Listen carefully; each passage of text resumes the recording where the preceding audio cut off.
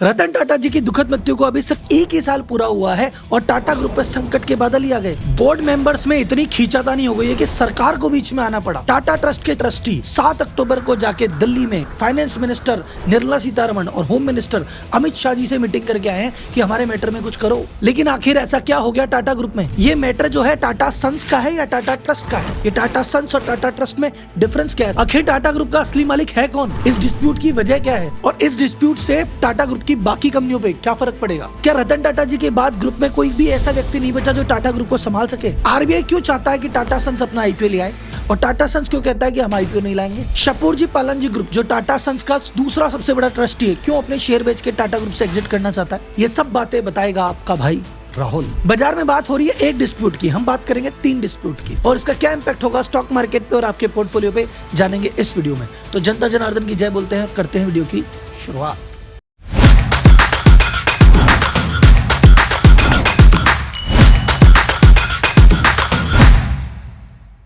सबसे पहले बात करते हैं मुख्य डिस्प्यूट की, लेकिन उससे पहले समझते हैं टाटा ग्रुप का असली मालिक है कौन। इस इक्वेशन में 2 किरदार आते हैं, टाटा सन्स और टाटा ट्रस्ट। तो सबसे पहले बात करते हैं टाटा सन्स की। तो भाई लोगों, जब भी बात होती है टाटा ग्रुप की कि टाटा ग्रुप का मार्केट कैप 30 लाख करोड़ से ऊपर चला गया, टाटा ग्रुप की वैल्यूएशन पाकिस्तान की जीडीपी से भी ज्यादा है, टाटा ग्रुप में 10 लाख से ज्यादा एम्प्लॉय हैं, टाटा ग्रुप देश का सबसे वैल्यूएबल ब्रांड है। तो जब भी टाटा ग्रुप ऐसा की बात होती है तो ये बात हो रही होती है टाटा सन्स की। तो टाटा सन्स वो मदरशिप है जो कि बाकी सभी कंपनियों की मालिक है और बाकी सभी कंपनियों की कर्ता धरता है। यानी जितनी भी कंपनियां आप देख रहे हो, TCS, Tata motor, Tata steel, Titan, Tata consumer चाय वाली, टाटा केमिकल नमक वाली, एयर इंडिया, सेमीकंडक्टर, डिफेंस, ये सारी जो कंपनियां हैं ये किसके अंडर आती है? टाटा सन्स के।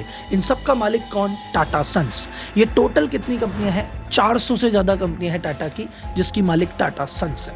और इन 400 से ज्यादा कंपनियों में 29 कंपनियां ऑलरेडी लिस्टेड है और टाटा कैपिटल 30वीं होने जा रही है। तो 30 लिस्टेड कंपनी, 370 अनलिस्टेड कंपनी, इन 400 कंपनियों का बॉस कौन? टाटा सन्स। टाटा सन्स का रोल क्या है? टाटा सन्स कहता है भैया रूटीन के काम में तो मैं डिस्टर्ब तुमको करता नहीं। रूटीन के काम के लिए तो टीसीएस का अपना बोर्ड है, उसका अपना एमडी है, टाटा मोटर का अपना बोर्ड है, उसका अपना एमडी है।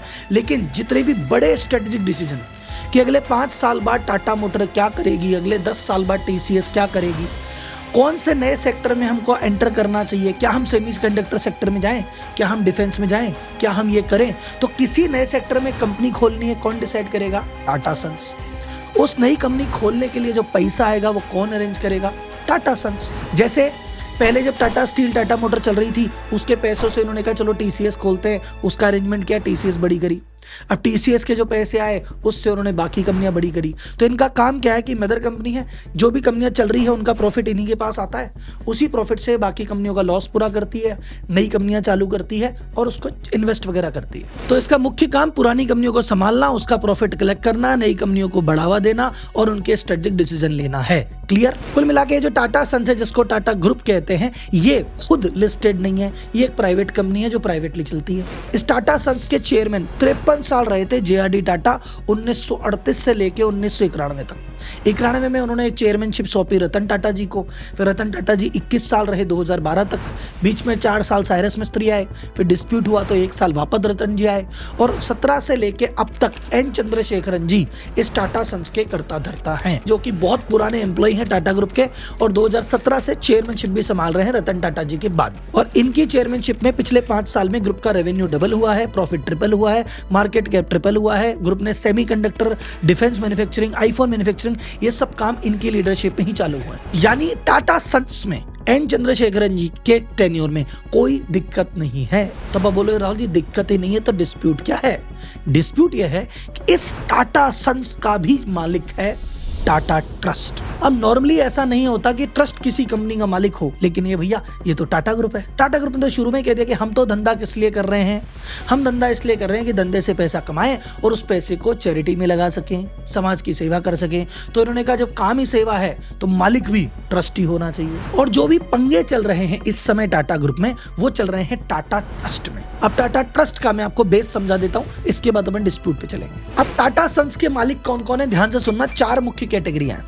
नंबर 1 टाटा सन्स का मालिक है टाटा ट्रस्ट, जिसके पास इसके 66% शेयर है। नंबर 2 पे टाटा सन्स के मालिक हैं 18% शेयर लेके मिस्त्री फैमिली, जिसको शाहपुर जी पालन जी ग्रुप आप सुनते हैं, साइरस मिस्त्री जो आए थे कि भाई रतन टाटा जी के बाद, वो इसलिए आए थे क्योंकि टाटा ग्रुप में इसके बाद सबसे बड़े शेयर होल्डर फैमिली जो है वो शाहपुर जी पालन जी या मिस्त्री ग्रुप है। तीसरे नंबर पे टाटा ग्रुप की विभिन्न कंपनियों ने इसमें शेयर ले रखे हैं, वो लगभग 13% होता है। और चौथे नंबर पे 2.85% शेयर है जो कुछ इंडिविजुअल के पास है। इसमें रतन टाटा जी थे जिनके पास 0.83% शेयर था। इतना बड़ा टाटा ग्रुप होने के बावजूद भी रतन टाटा जी का फोर्ब्स लिस्ट में या रिचेस्ट इंडिविजुअल में नाम क्यों नहीं आता था? उन्होंने कहा ये सब कुछ ट्रस्ट का है, मेरा है ही नहीं। वो तो इतना सा शेयर लेके बैठे थे। अगर वो प्रॉफिट मेंटेलिटी के होते तो भाई साहब ये बाकी सब लोग उनके आगे नहीं टिकते। इसीलिए रतन टाटा महान है। तो रतन टाटा जी के लिए एक बार वीडियो को लाइक कर देना, फिर अपन चलते हैं पंगे की तरफ। और ये जो टाटा ट्रस्ट है इस समय, जो कि टाटा सन्स की भी मालिक है, इसके चेयरमैन कौन है? नोएल टाटा। नोएल टाटा इस ट्रस्ट के चेयरमैन बने रतन टाटा जी के बाद। सब कंपनियों का मालिक टाटा सन्स, वहां पे एन चंद्रशेखरन जी बैठे हैं। टाटा सन्स का मालिक टाटा ट्रस्ट, वहां नोएल टाटा जी बैठे हैं। ठीक है, अब जो डिस्प्यूट है टाटा ट्रस्ट में, उस पर बात करते हैं। टाटा ट्रस्ट में अभी कुछ समय पहले 7 ट्रस्टी थे, 7। पहला नोएल टाटा, सेकंड वेणु श्रीनिवासन जो कि टीवीएस ग्रुप के मालिक है, वो टाटा ट्रस्ट में ट्रस्टी है। तीसरा ट्रस्टी विजय सिंह जी जो कि एक्स डिफेंस सेक्रेटरी थे। नेक्स्ट है महली मिस्त्री। महली मिस्त्री क्या चीज है मैं आपको बता दूं। महली मिस्त्री का इस बोर्ड में अपॉइंटमेंट किया था रतन टाटा जी ने स्वयं ने। ये रतन टाटा जी के एकदम खास दोस्त है।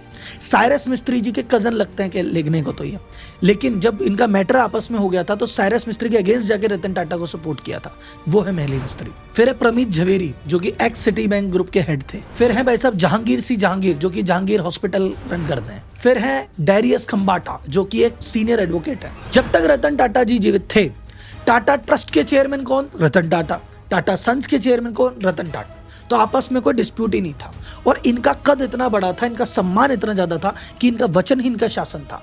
इन्होंने अगर कह दिया कि यार ऐसा करते हैं तो सारे के सारे वोट एक तरफ पड़ते थे। मतलब जितने भी डिसीजन हुए एक तरफा हुए, जो रतन जी ने कहा वो हो गया, कोई डिस्प्यूट नहीं, कोई लेने देने नहीं। तो जो टाटा सन्स को कराना होता था वो टाटा सन्स में भी टाटा जी बैठे थे, और फिर उसको अप्रूवल टाटा ट्रस्ट देती थी, वहां भी टाटा जी बैठे थे। तो कभी डिस्प्यूट कभी जीवन में हुआ ही नहीं। लेकिन अब रतन टाटा जी की तरह टाटा ट्रस्ट में आ गए हैं नोएल टाटा जी, जिनका अनफॉर्चुनेटली उतना बड़ा कद नहीं है कि जो मैंने कह दिया वो होगा।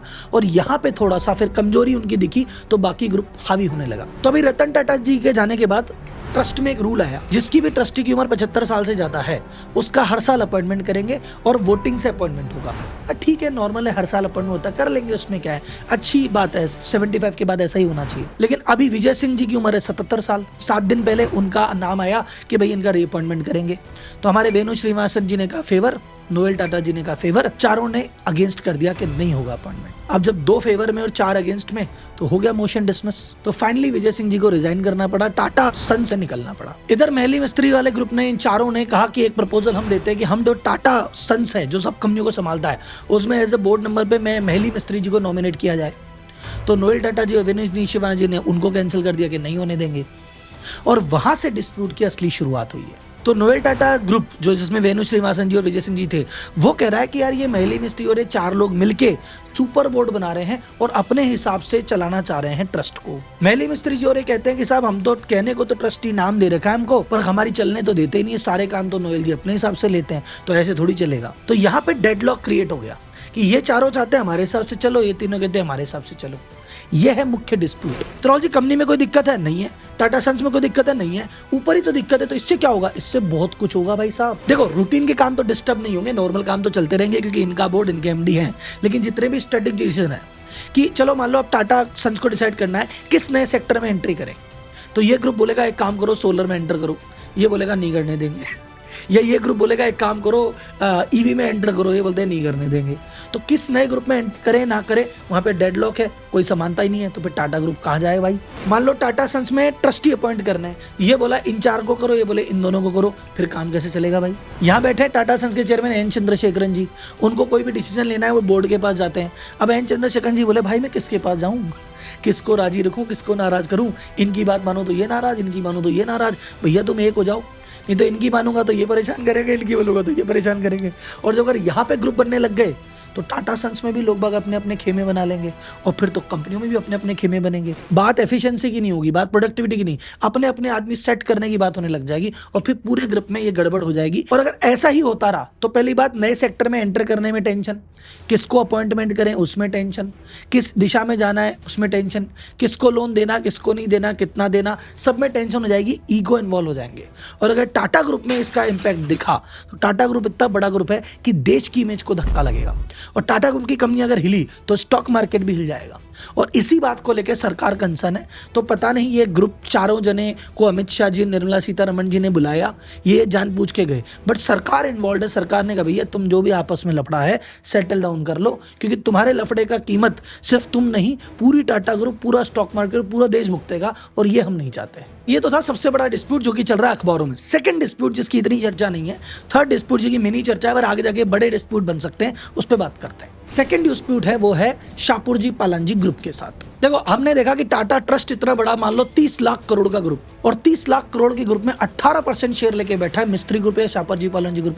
तो ऑन पेपर कितने पैसे हैं? 5,40,000 करोड़ की नेटवर्थ। लेकिन शाहपुरजी पालांजी ग्रुप कह रहा है कि भाई साहब ये कागज में ही है हमारे, टाटा ट्रस्ट इनको शेयर बेचने नहीं दे रही कि नहीं बेचने देगी। फिर कह रहे हैं चलो कोई बात नहीं, बेचने मत दो, हम इन शेयर को गिरवी रख के कहीं और से पैसा उठा लेते हैं। तो टाटा ट्रस्ट गिरवी भी नहीं रखने दे रही कि नहीं रखने देंगे साहब। अब शाहपुरजी पालांजी ग्रुप बोल रहा है कि भाई साहब हमारे खुद के इतने बड़े बड़े कर्जे हो गए हमारी कंपनियों में, हमारे जीवन में, हमारे पास 5.5 लाख करोड़ की एसेट पड़ी है, ये करने तो दो फ्री, और नहीं करने देंगे। सवाल है कि क्यों नहीं करने देंगे। तो टाटा ट्रस्ट जब बनी थी आज के 100-150 साल पहले, तभी एग्रीमेंट में लिख दिया गया था ये जो टाटा ग्रुप बना है ये इस पे बना है कि हमको समाज की सेवा करनी है, हमको प्रॉफिट फर्स्ट माइंडसेट नहीं करना है, नेशन फर्स्ट माइंडसेट करना है, इंटीग्रिटी करनी है, ईमानदारी करनी है। तो हम अलग तरीके से करते हैं। अब ये माइंडसेट हमारा है, टाटास का है, मिस्त्रीज का माइंडसेट था उस समय। तो इन्होंने कहा हम दोनों ही रहेंगे। अगर तीसरा आदमी बाजार में घुस गया, मान लो कोई फॉरेन कंपनी आ जाए या कोई एक ऐसा बिजनेसमैन जिसका प्रॉफिट माइंडसेट आ जाए, तो फिर ये जो अपना मिशन है इसको दिक्कत आएगी। तो हम कोई भी, ना मिस्त्री ग्रुप ना टाटा ग्रुप, कोई भी इस ट्रस्ट में ना तो अपने शेयर बेचेगा, क्योंकि शेयर बेचेगा तो दूसरा आदमी आ जाएगा, फिर डिस्टर्बेंस होगा। या अगर शेयर गिरवी रखे और लोन नहीं चुका पाए तो किसी न किसी के पास तो जाएंगे, फिर वो इंटरफेरेंस करेगा। इसलिए क्लॉज में लिख दिया गया था कि भैया ये जो पैसा है ये ना कभी बिकेगा न कभी कर्जे पे आएगा। तो शाहपुरजी पालांजी ग्रुप बोल रहा है हमारे पास तो सब कुछ होके भी कुछ नहीं है। रतन टाटा जी जब थे तब भी ये डिस्प्यूट आया था, तो तब रतन टाटा जी के टाइम पे ऐसा प्रपोजल निकला था कि ठीक है बाहर के किसी आदमी को नहीं बेचते, टाटा ट्रस्ट ही इनका शेयर खरीद लेगी और एक भाव डिसाइड करेंगे और हम ही आपका शेयर खरीद के आपको एग्जिट दे देंगे, बाहर के आदमी को नहीं आने देंगे।